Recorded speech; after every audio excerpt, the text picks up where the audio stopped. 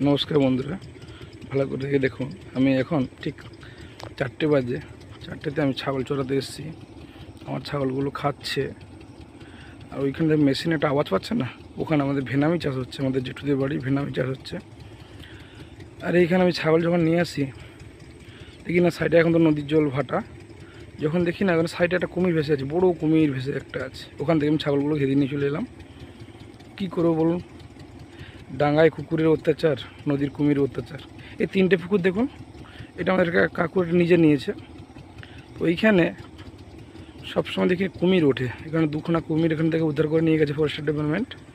হ্যাঁ, সেই সাহস নিয়ে এসে অবিধা আমরা ছাগল চড়াতে এসেছি। কী করব, এখন ছাগল চাষ করেছি যেহেতু আমাদের ছাগল তো চড়াতেই হবে। ওই একটা দেখুন পাঁঠাটা ভালো করে দেখুন, ও ঠিক বলি যে জলের সাইডে ঘুরবি না, জলের সাইডেই সে ঘুরবে। হ্যাঁ দেখুন, 2টো পাঁঠা আছে, বড়ো বড়ো একটা পাঁঠা আছে।